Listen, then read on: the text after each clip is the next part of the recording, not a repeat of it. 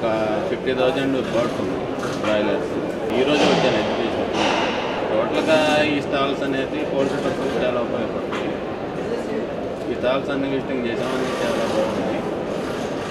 ఇదివల్ల ఫర్దర్గా మేము ఇంకా ఎస్టాబ్లిషన్ చేసుకోవడానికి బాగా ఉపయోగపడుతుంది. ఇన్ఫర్మేషన్ అనేది అంతా చాలా బాగా చెప్తున్నారు ఎవరైతే దాని గురించి ఎలాంటి ఇది లేదు. కాకపోతే పౌల్ట్రీ పర్సన్ కొంచెం